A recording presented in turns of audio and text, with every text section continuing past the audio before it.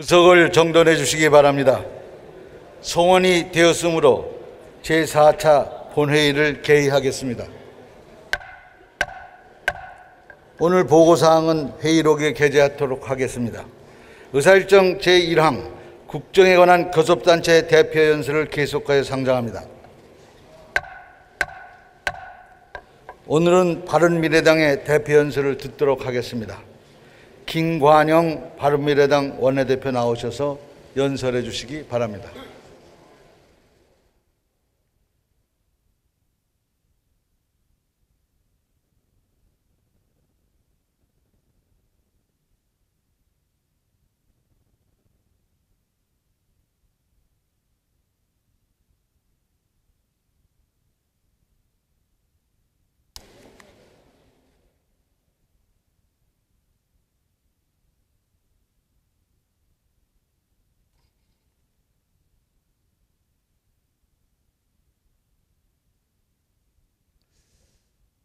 존경하는 국민 여러분, 재외 동포 여러분, 문희상 국회의장님을 비롯한 선배 동료 의원 여러분, 이낙연 국무총리 및 국무위원 여러분, 전북 군산 출신 바른미래당 원내대표 김관영 의원입니다.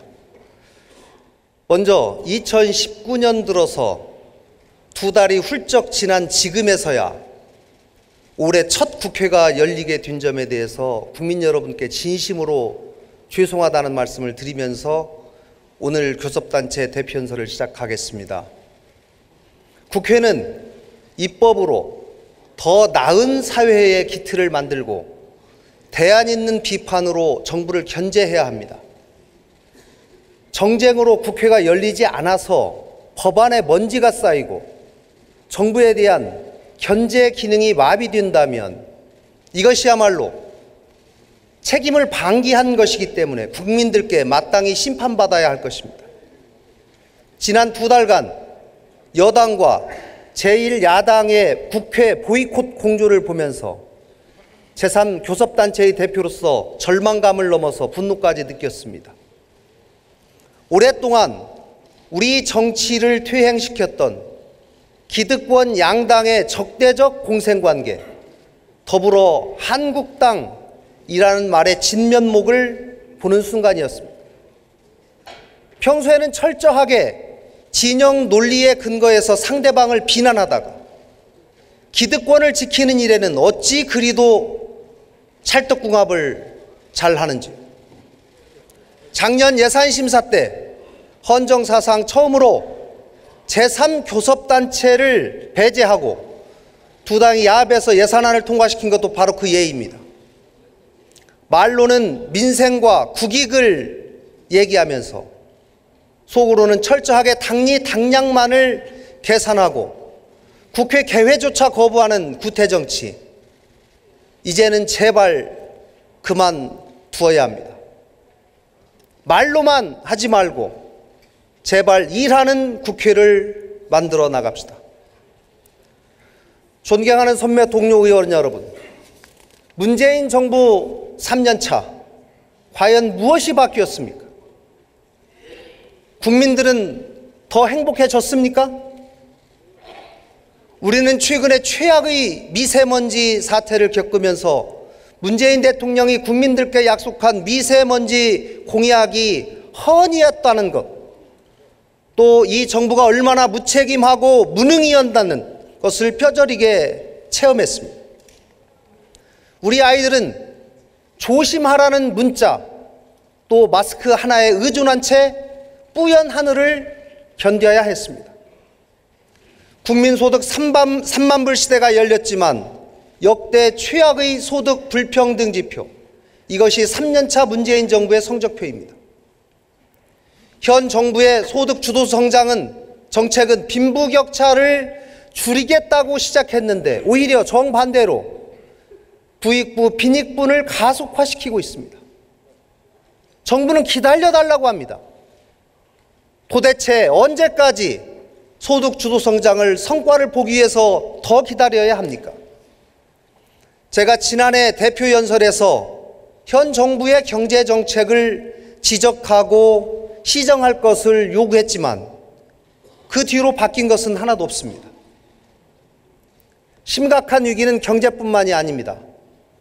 촛불 민심을 받들겠다던 문재인 정부, 이전 정부의 적폐라고 지적했고 비판했던 일들이 현 정부에서도 버젓하게 일어나고 있습니다. 환경부 블랙리스트 의혹에서 보이듯이 전 정권 인사를 찍어내기를 통한 공공기관 낙하산 인사, 청와대 특별감찰반의 민간인 사찰 의혹, 드루킹의 불법 댓글과 관련한 김경수 경남도지사의 1심 판결 이후에 보여준 과도한 사법부 흔들기, 이 자리에 계신 민주당 의원님들이 그동안 대한민국에서 사라져야 할 일이라고 그동안 주장해왔던 일들이 지금 본인들이 다시 하고 계십니다. 사회 각 분야에서 갈등은 해소되기는커녕 더 심화되고 있습니다. 최저임금, 탈원전, 사립유치원 문제, 5.18 민주화운동 폄훼, 태극기 부대, 젠더 갈등, 한반도 비핵화를 둘러싼 남남 갈등, 사회적 갈등은 곳곳에서 터져나오고 있지만 정부와 여당의 해법은 유언하고 그 노력은 한심하기까지 합니다. 선배 동료 의원 여러분, 이제 문재인 정부 3년차 새로운 대한민국을 만들어 줄 것이라는 기대보다는 무능한 정부에 대한 우려가 더 큽니다. 대한민국은 미세먼지만큼이나 뿌옇게 되어버렸습니다. 국민들의 폐는 멍들어가고 하루하루의 삶은 고단하고 팍팍하기만 합니다. 그러나 여기까지 버텨온 저력의 대한민국, 여기서 주저앉아 있을 수는 없습니다. 지금이야말로 대한민국의 모든 구성원들이 당면한 여러 경제적 어려움은 물론이고 출산율 최하위, 자살률 최상위인 우리나라를 어떻게 바꿔나갈지 머리를 맞대고 진지하게 고민해야 할다고 생각합니다. 저는 오늘 말이 아닌 행동으로 바꿔내는 정치 개혁 과제, 경제 강국으로 다시 도약하기 위한 몇 가지 과제, 또 우리 사회를 지속하게 만들 민생 개혁 과제, 한반도 평화 체제 구축을 위한 몇 개의 과제를 말씀드리고자 합니다. 선배 동료 의원 여러분, 국민들은 이렇게 말합니다. 이 나라는 정치가 가장 후진하다. 문재인 정부 3년차 대한민국 정치개혁의 첫 출발은 만기청남이라고 불리면서 내각과 여당을 꼭두각시로 만들고 있는 청와대를 개혁하는 일에서부터 시작해야 합니다. 지난해 김태우 전 특감반원이 제기한 청와대 민간인 사찰 의혹, 인사수석실의 행정관의 기밀 서류 분실, 또 육군참모총장 면담 사건, 이런 것들은 구중궁궐과도 같은 베일에 가려져 있던 청와대의 민낯을 그대로 보여주는 사건들이었습니다. 청와대 개혁을 위해서는 첫째로 청와대 특별감찰반의 기능을 축소해야 합니다. 청와대 특별감찰반은 내부 직원에 대한 감찰만 담당하고 외부 기관으로부터의 정보 수집 기능은 없애야 합니다. 이번 정부가 정보기관의 국내 정보 수집 기능은 폐지하면서 왜 청와대만 이런 기능을 가지고 있어야 합니까? 감찰 인력이 많고 적은 것이 문제가 아니라 기능의 존재 여부 그 자체만으로도 공직 사유는 경직되고 고위직들은 청와대 눈치 보기에 바쁩니다. 둘째는 특별감찰관 조속히 임명해야 합니다. 청와대는 고위공직자 비리 수사처를 지속적으로 요구하고 있습니다. 그러면서도 법에 의해서 임명하도록 되어 있는 특별감찰관 임명은 2년 넘게 방치하고 있습니다. 청와대가 공수처 처리 요구에 앞서서 특별감찰관을 먼저 임명할 의지를 보여주고 법도 지켜야 합니다. 셋째는 청와대 조직과 예산을 대폭 축소해야 합니다. 청와대에는 최소한의 보좌 기능만 남기고 국정은 내각에 넘겨야 합니다. 책임 내각을 하겠다고 말만 할 것이 아니라 과감한 조직 축소를 통해서 실질적인 행동을 보여주십시오. 청와대 직속의 각종 옥상옥 위원회를 즉각 폐지하고 내각으로 일을 과감하게 넘겨주십시오. 넷째, 청와대는 야당과의 소통 노력을 획기적으로 강화해야 합니다. 대한민국의 대통령이 자신의 지지자들만의 대통령이 아니라 이 나라 모두의 대통령인 이상 각종 국정 현안에 대해서 야당의 목소리를 듣는 것은 대통령의 의무이자 책임입니다. 저는 대통령께서 야당과 한 달에 한 번 이상 정례적으로 회동할 것을 재차 제안합니다. 한 달은 야당 대표들과 한 달은 원내대표들과 회동을 통해서 다양한 민심을 제대로 청취하십시오. 바른미래당은 지난 1월 달부터 여야정 상설협의체의 조속한 개최를 요구했습니다. 전국의 많은 현안들을 한 테이블에 올려놓고 여야 간 빅딜을 통해서 국정 운영할 것을 수차례 요구했습니다. 그러나 제대로 된 답 한 번 듣지 못했습니다. 다시 한번 청와대의 답변을 촉구합니다. 존경하는 선배 동료 의원 여러분, 바른미래당은 지난해부터 세 차례에 걸쳐서 문재인 정부의 낙하산 인사 현황을 전수조사했습니다.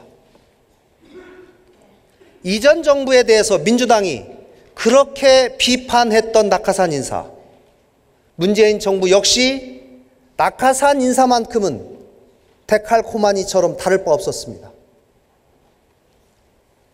하루에 한 명씩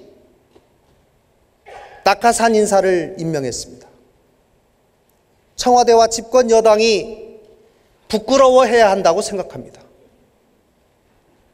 논공행상도 정도가 있어야 합니다. 과연 이 정부의 공정한 인사 시스템이 있는지 의심스러울 정도입니다. 공공기관이 민간 기업에 비해서 경쟁력이 떨어지는 이유가 비단 공공기관의 고유한 특성과 업무 영역 때문만은 아닙니다. 전문성이라고는 눈 씻고 찾아봐도 볼 수 없는 인사들이 공공기관의 사장이 되는데 어떻게 경영이 제대로 될 수 있겠습니까? 무엇보다도 국민들의 안전과 직결되는 공공기관에 비전문가 사장이 임명되는 것이 얼마나 무모하고 위험합니까? 지난해 지역 난방 사고와 강릉 KTX 사고에서 우리는 목도했습니다. 같은 식구를 채용하고 연고주의 채용, 이러한 채용 비리의 싹 역시 낙하산 인사로 인해서 더 심해지는 것이 현실입니다. 문재인 대통령께 촉구합니다. 그간에 이루어진 무차별 투하 낙하산 인사에 대해서 국민들께 사과하시고 남은 임기 동안 하나하나 바로 잡아 나가십시오. 또 대통령께 간절하게 호소합니다. 내 사람이 먼저다. 내 사람만이 잘할 수 있다는 생각은 그래야 내 정권이 안전하다라고 하는 보신주의와 다를 바가 없습니다.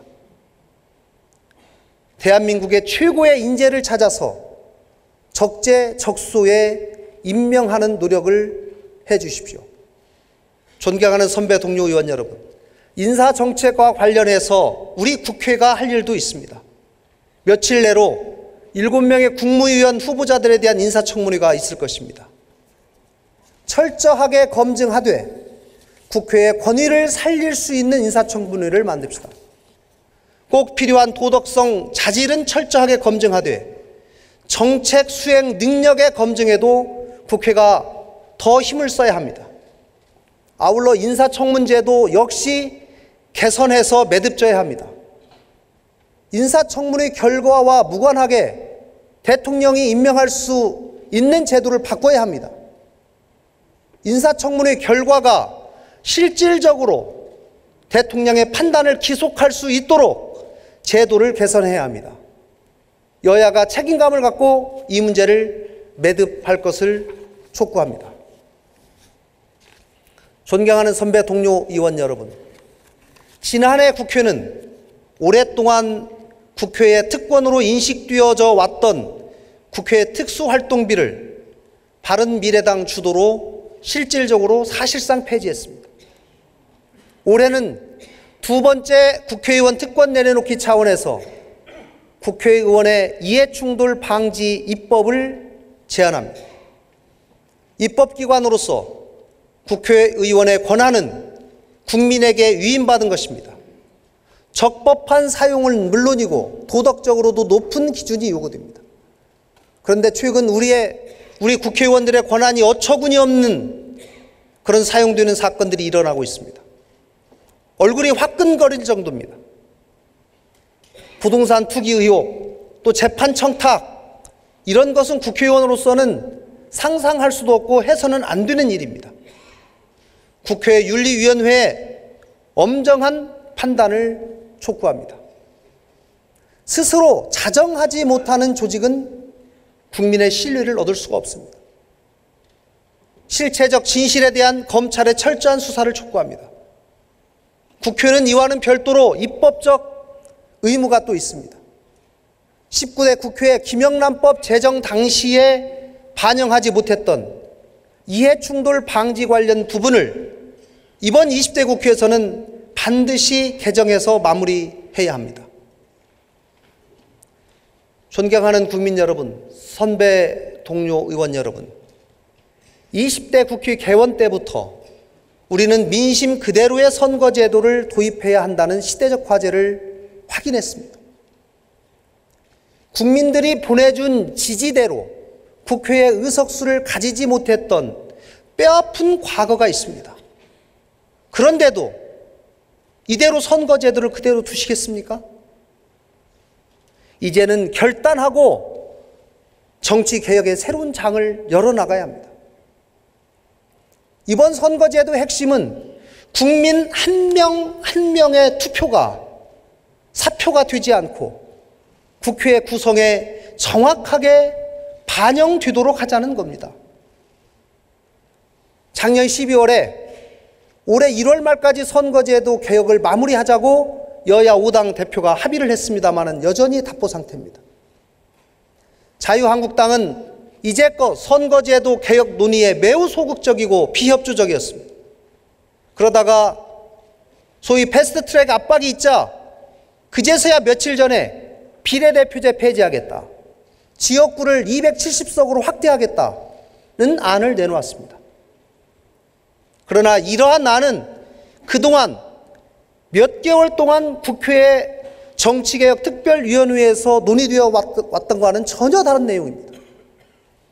또 헌법에 명시되어 있는 비례대표제를 없애는 것으로서 이건 위헌적 발상입니다. 선거에서의 사표를 더 증가시킵니다. 반개혁적이고 반민주적인 억지안입니다. 최근 민주당이 당론으로 권역별 연동형 비례대표제를 내놓았습니다. 지역구와 비례대표 비율을 3대1로 하겠다는 입장입니다. 바른미래당은 비례성과 대표성을 가장 잘 반영할 수 있는 단일안을 만들고 그 단일안이 만들어진다면 빠른 시간 내에 패스트트랙 절차를 진행하고자 합니다. 선거법을 패스트트랙으로 지정한다고 하더라도 330일 이후에 표결할 수 있을 뿐 최종적인 법안을 의결하는 것은 아닙니다. 저는 패스트트랙 절차 돌입하는 것이 여야 간 합의 처리를 위한 신속한 협상의 촉매제가 되기를 희망합니다. 또 그렇게 되도록 최선을 다하겠습니다. 자유한국당이 연동형 비례대표제 개편을 위해서 전향적인 자세를 가질 것을 다시 한번 강력하게 촉구합니다. 선배 동료 의원 여러분, 최저임금과 관련해서 지난해 우리 사회는 정말 지독한 갈등을 겪었습니다.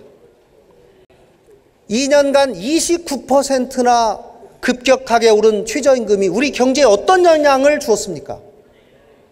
최악의 소득 불균형 지표, 일자리 지표, 제조업 침체에서 우리는 확인했습니다. 더 이상 손으로 하늘을 가려서는 안 됩니다. 현실을 직시하고 정책 방향을 과감하게 전환해야 합니다. 얼마 전 정부는 최저임금 결정구조를 개편하겠다고 안을 내놓았습니다. 바른미래당이 지속적으로 주장해왔던 내용입니다. 다소 늦었지만 그 방향성에 대해서 평가하고 지지합니다. 그러나 지금은 2년간 급격하게 인상된 최저임금을 감안해서 숨 고르기가 꼭 필요한 때라고 저는 생각합니다. 저는 내년도 최저임금만큼은 올해 수준으로 동결할 것을 제안합니다. 그래서 임금을 지급해야 하는 기업들의 숨통을 열어주고 급격한 임금 인상에 대한 적응 기간을 주어서 기초 체력을 회복하도록 도와줘야 합니다. 그리고 나서 1년 후에 경제 상황을 보아서 최저임금 인상 수준을 다시 정할 것을 제안합니다. 이에 대한 대통령과 정부 또 국회, 특히 노동계의 결단을 촉구합니다. 탄력근로제와 선택근로제의 단위기간 확대, 또 도입요건 완화도 시급히 해결해야 할 문제입니다. 업종의 특수성을 외면한 획일적인 주 52시간, 이것은 기업과 노동자 모두 사실상 법을 어기게 되는 상황을 초래하게 됩니다. 유연근로제는 사용자뿐만 아니라 일과 생활을 양립해야 하는 노동자에게도 유익한 제도입니다. 이를 확대하기 위한 제도적 보완을 이번 3월 국회에서 반드시 매듭 지을 것을 요청합니다. 바른미래당은 국내외 기업할 것 없이 국내 투자를 지금 꺼리고 있습니다. 기업 투자에서 가장 중요한 요소인 노동과 관련한 제도의 예측 가능성입니다. 그 예측 가능성을 높여줘야만 한다는 절박한 마음으로 이 문제를 최우선적으로 해결해 내도록 하겠습니다. 존경하는 국민 여러분, 선배 동료 의원 여러분, 문재인 정부가 처음부터 강조한 소득주도 성장은 사실상 실패로 막을 내렸습니다. 최악의 일자리 통계, 또 많은 경제 관련 지표들이 지난 2년간의 경제 상황을 명백하게 보여주고 있습니다. 재정을 투입해서 공공부문 일자리를 늘리겠다, 최저임금 올리고 소득보조를 통해서 국민들의 가처분 소득을 올리겠다. 그러나 제대로 작동되지 않습니다. 시장에서 경쟁 없이 공으로 얻어진 것들은 지속성을 가질 수가 없습니다. 또 정부는 대기업의 낙수 효과는 부정합니다. 그러면서 어떻게 공공부문에서 시행된 여러 시책들이 민간으로 확산될 거라는 그런 기대를 하십니까? 소득주도 성장이 다른 영역으로 확대될 것이다, 저는 기대하지 않습니다. 국가가 주도하고 공공부문을 시험대로 삼는 이런 이념 위주의 경제정책은 없어야 합니다. 이제는 시장의 활력을 제공할 수 있는 경제정책으로 바꿔야만 합니다. 기업들의 창의력이 하늘을 찌를 수 있도록 정부는 한 발 물러서서 간접적으로 지원하십시오. 선배 동료 의원 여러분, 4차 산업혁명 시대라고 불리는 현재 세계에 이제는 과거와 다른 형태의 새로운 많은 분야들이 열리고 있습니다. 그렇기 때문에 전통적인 산업과 새로운 산업 사이에는 필연적인 갈등이 생길 수밖에 없습니다. 정부는 이런 갈등을 막기 위해 끊임없이 기존 산업과 새로운 산업 간의 공존의 전략을 고민해야 합니다. 최근 카풀 서비스를 둘러싼 사회적 갈등을 민주당이 주도해서 사회적 타협기구를 만들어서 해결했습니다. 저는 대단히 높게 평가합니다. 홍영표 원내대표님, 전현희 의원님 수고 많이 하셨습니다. 앞으로 제2의 제3의 카풀 서비스 갈등이 또 나올 수 있습니다. 우리 정부가 충분히 대비하지 않는다면 언제든지 다시 날 수 있기 때문에 철저히 대비해 나가야 합니다. 또한 새로운 혁신적 기업이 만들어낼 세계는 우리가 경험하지 못한 미지의 세계입니다. 우리의 제도가 이를 뒷받침하지 못할 수도 있습니다. 그렇다고 낡은 제도가 이들을 멈춰 세워서도 안 됩니다. 글로벌 경제는 혁신의 날개를 펴고 하늘을 날아가고 있습니다. 그런데 우리가 우리 안에 갇혀서 도움닫기도 못한다면 이거는 극복해야만 하는 것입니다. 존경하는 이낙연 국무총리님, 국무위원 여러분, 급변하는 국제경제의 흐름 속에서 우리 행정에게 가장 요구되는 큰 과제는 바로 규제 혁신입니다. 정부가 과감한 결단을 내려야 합니다. 현대 국가에서 정부의 권한은 때로는 입법을 초월합니다. 법률이 제정된 후에 각종 행정 입법의 수립과 집행하는 과정에서 굉장히 많은 규제가 생겨납니다. 불필요한 규제는 과감한 철폐가 되어야 합니다. 국회의 입법에만 매달릴 것이 아니라 행정 입법에 보다 과감하고 유연한 해석과 적용을 통해서 현장의 요구를 적극 수용해야 합니다. 또 공무원들의 복지 부동을 깨우고 적극적인 행정의 토대를 만들어 주십시오. 또 기업의 새로운 도전이 끊임없이 일어날 수 있도록 규제 샌드박스를 넘어서서 네거티브 규제 도입에도 정부가 적극 나서 주십시오. 선배 동료 의원 여러분, 규제 혁신 문제에서는 입법부도 저는 반성해야 할 점이 있다고 생각합니다. 우리가 정부에다가는 규제 혁신을 요구하면서도 국회에서는 제대로 검증하지 않은 채 엄청난 양의 규제 법안을 또 한편으로는 양산해내고 있습니다. 저는 국회에 규제 법안이 제출된 경우에 법안 심의 단계에서 이 규제가 경제에 어떻게 영향을 미치는지를 의무적으로 평가하고 분석하는 절차를 마련해야 한다고 생각합니다. 또 이러한 업무를 전담하는 조직을 국회 내에 신설할 것을 제안합니다. 존경하는 국민 여러분, 선배 동료 의원 여러분, 최근 5.18 민주화 운동의 역사적 가치에 대한 폄훼 사건이 민간 영역은 물론이고 우리 국회에서도 있었습니다. 그 여파가 아직도 지속되고 있습니다. 심각한 우려를 표합니다. 이뿐이 아닙니다. 탈원전 정책, 국민연금 제도 개편안, 대입제도 여전히 오락가락합니다. 제가 지난해 9월 교섭단체 대표연설에서 이미 이 부분에 관한 대책을 지적했지만 그 이후에 어떠한 진척도 없습니다. 또 한반도 비핵화, 최저임금 탄력근로제, 워마드와 일베이 갈등, 가짜 뉴스를 둘러싸고 있는 미디어 환경에서의 갈등, 이러한 우리 사회의 많은 갈등의 진원지가 있습니다. 이러한 갈등들은 우리의 일상을 위협하기도 합니다. 지독한 갈등 사회, 저는 지금의 대한민국의 모습이라고 생각합니다. 사회적 갈등은 국가적으로도 엄청난 손해입니다. 그럼에도 우리 정부와 여당은 속 시원한 해답을 내놓고 있지 못합니다.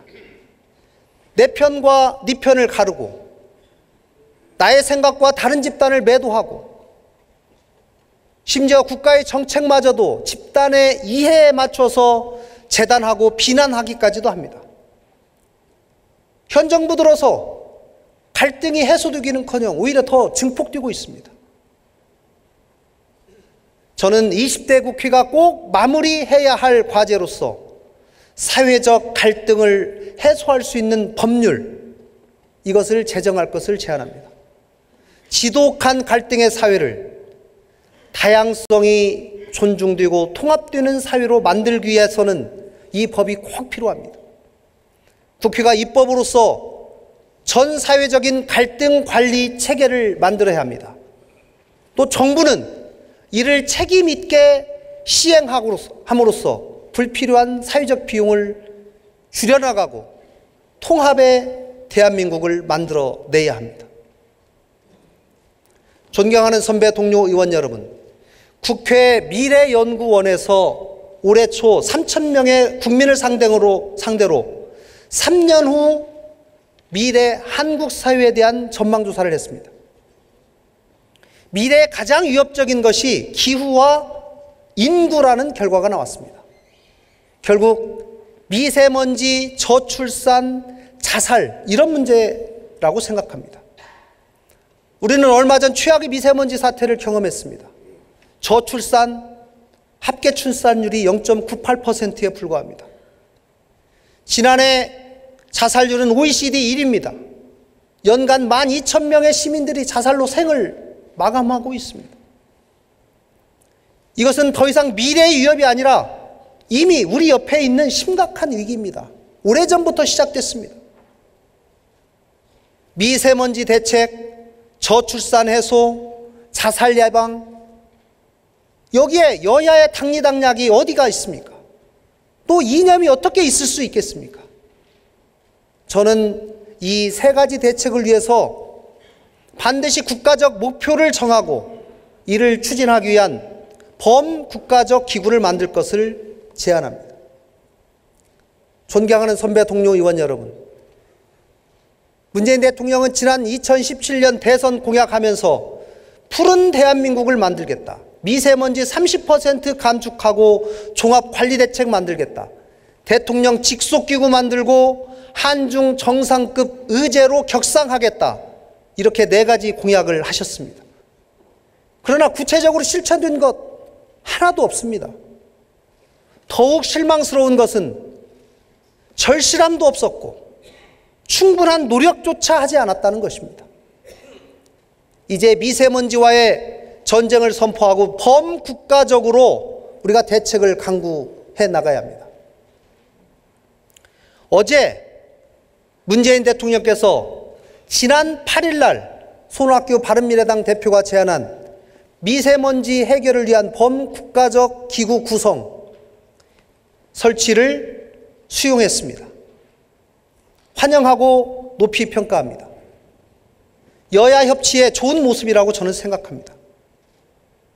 미세먼지와 관련해서 가장 필요한 일이 중국과 협의하는 일이라고 합니다. 손학규 대표께서 범국가적 기구의 의장으로 제안하신 반기문 전 유엔 사무총장은 중국 등 관련국과의 외교 활동에도 최적임자입니다. 또 유엔 사무총장 시절 파리 기후협약을 주도했고 미세먼지와 탄소 배출권 문제에 대해서도 전문성까지 갖추고 계십니다.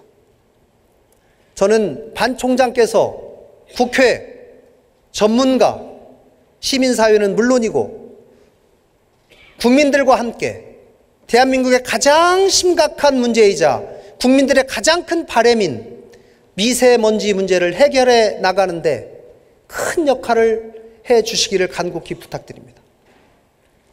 존경하는 선배 동료 의원 여러분, 저출산 대책 이제는 원점에서 검토하고 100년 대계를 만들어야 합니다. 10년간 120조를 쏟아부었는데 성과를 내지 못하고 있습니다. 우리 사회의 미래 희망을 만드는 정책만이 최악의 출산율을 극복하는 첫걸음이 될 것입니다. 구체적으로 청년 취업, 주거, 육아, 교육 등 많은 국민의 전반적인 생활 조건 자체가 변화하지 않으면 출산율은 회복되기 어려울 것입니다. 바로 범국가적인 대책과 실천이 필요한 이유입니다. 이와 관련해서 저는 한 가지 제안을 드리고자 합니다. 현재 정부가 성인지 예산안을 만들고 있습니다. 이것은 예산이 남녀의 성별 차이로 인해서 차별받지 않게 하려는 이유입니다. 이제는 이것을 넘어서 저출산 인지 예산안을 만들어야 할 때라고 생각합니다. 저출산과 관련한 예산안을 전면 재분류하고 예산이 출산과 보육, 교육 여기에 얼마나 충실하게 기여하는지 정부의 재정 지출부터 꼼꼼히 따져봐야 할 것입니다. 다음은 자살 예방 대책입니다. OECD 국가 중에 부동의 자살률 1위, 이제는 국가의 오명을 꼭 벗어나야 합니다. 자살은 개인적인 문제가 아니라 단언컨대 사회적 문제입니다. 다행히 지난해 복지부에 자살 예방과가 신설되었고 국회에서는 64명의 여야 의원님이 동참한 자살 예방 포럼이 활동하고 있습니다. 국회 자살 예방 포럼이 중심이 돼서 자살 예방과 관련한 법제의 전면적인 개정을 현재 추진 중에 있습니다. 20대 국회가 반드시 사명감을 가지고 완료해야 할 것입니다. 또 국회 차원의 예산 증액도 대폭 이루어져야 합니다. 우리나라의 1년 자살 예방 예산 218억 원입니다. 이웃 일본 연간 8천억 원입니다. 부끄럽습니다. 자살 예방 관련 예산 획기적으로 늘릴 것을 촉구합니다. 또 자살 예방을 위한 5개년 계획을 세워서 민관이 함께하는 특별기구 설립을 꼭 수립할 것을 제안합니다. 존경하는 선배 동료 의원 여러분, 저는 지난해 9월 교섭단체 대표연설에서 세상의 절반이 여성이다. 이것을 머리로만 아니라 가슴으로 알아야 한다라고 말씀드렸습니다. 용기 있는 여성들의 미투 선언을 지지하고 또 이를 위한 입법 추진에도 적극 나서겠다고 말했습니다. 그러나 그 이후 우리 국회의 관심과 노력은 여전히 부족합니다. 저는 이 땅에서, 직장에서, 각종 노동 현장에서 권력으로 피해받는 여성 없게 하고 차별받는 여성이 없도록 국회가 책임져야 합니다. 이미 발의되어 있는 많은 미투 법안을 서둘러서 마무리 지키를 요청드립니다. 선배 동료 의원 여러분, 얼마 전 제2차 북미 정상회담이 합의문 작성도 못한 채 끝났습니다. 지난해 3번의 남북 정상회담과 한 번의 북미 정상회담 후속 절차로 이어진 또 한반도 비핵화 진전에 실질적으로 기여할 것이라는 기대 속에서 열린 회의였기 때문에 더욱 안타깝습니다. 이번 회담이 더 나은 비핵화와 평화체제로 가는 산통이기를 진심으로 기원합니다. 저는 그동안 문재인 대통령이 노력해온 한반도 비핵화와 평화체제 구축이라는 목표에 동의하고 박수를 보냅니다. 또 한반도에서의 전쟁의 위협을 상당 부분 감소하게 한 성과에 대해서도 평가합니다. 한반도 비핵화와 평화체제 구축은 큰 방향에서는 옳습니다. 또 우리가 지향해야 할 과제입니다. 그러나 절대 서둘러서는 안 됩니다. 돌다리를 두드리면서 건너는 심정으로 인내심을 가지고 작은 것부터 성과를 하나씩 만들어가야 합니다. 선배 동료 의원 여러분, 한반도 문제에 있어서 정부와 여당은 자신들에게 유리한 정보만을 선택적으로 수집해서 상황을 판단하는 확증 편향의 오류를 경계해야 합니다. 얼음보다 차갑게 현 상황을 직시해야 합니다.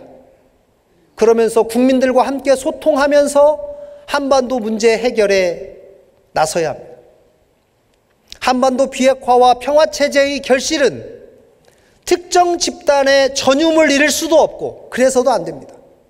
외교에 여야가 어디 있고 한반도 평화에 여야가 어디 있습니까? 보수 세력 역시 한반도 평화 정착을 위한 정부의 노력에 초당적인 협력을 해야 합니다. 아울러서 진보 정권과 보수 정권에 공히 일관성 있게 적용할 수 있는 대북 정책을 만들어내야 합니다. 그러기 위해서는 정부의 좀 더 유연하고 적극적인 소통 노력을 저는 촉구합니다. 정부는 트럼프 미국 대통령이 언급한 영변 외 지역의 대규모 핵시설을 포함한 완전한 비핵화에 대한 북한의 확실한 의지 표명, 실천적 행동 약속을 촉구해야 합니다. 이 부분에 대한 명확하고 책임 있는 설명을 해야만 남남 갈등을 줄이고 긴밀한 한미 공조를 유지하면서 한반도 비핵화와 평화체제 구축이라는 목표를 성공적으로 달성할 수 있을 것입니다. 굳건한 안보태세 유지를 위한 한미 연합훈련에 대해서도 앞으로 정책 방향을 제대로 잡아야 합니다. 트럼프 대통령이 비용 문제를 들어서 한미 연합훈련에 소극적인 태도를 보이고 있습니다. 저는 이 부분이 우리 안보태세 확립에 얼마나 중요한지, 또 주한미군의 방위비 협상과 실제로 관련이 있는지 여부 등에 관해서 긴밀하고 면밀한 분석을 해야 한다고 생각합니다. 고도의 외교 능력이 요구되는 시점이라는 점을 다시 한번 강조합니다.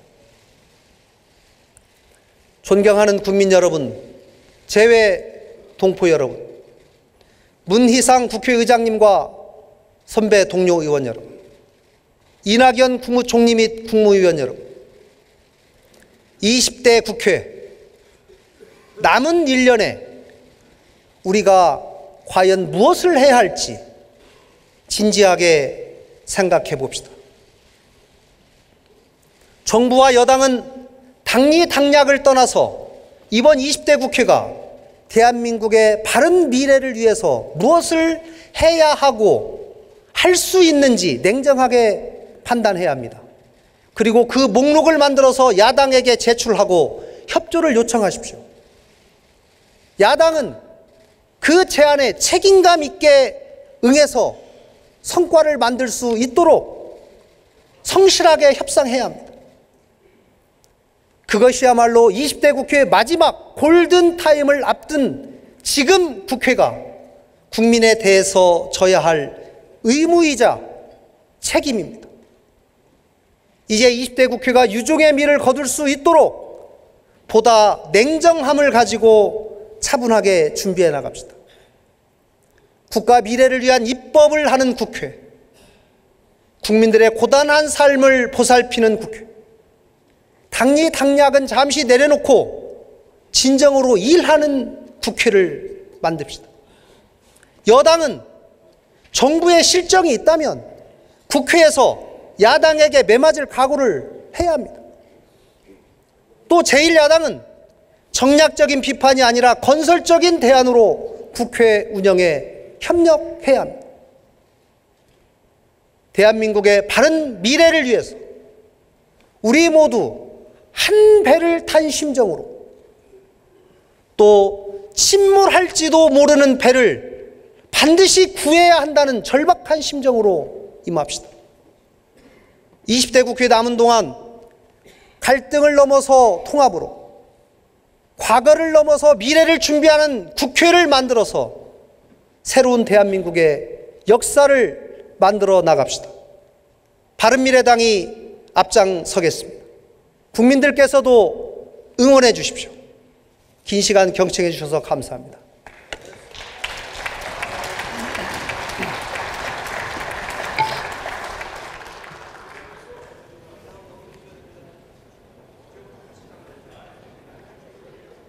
네, 김관영 원내대표 수고하셨습니다.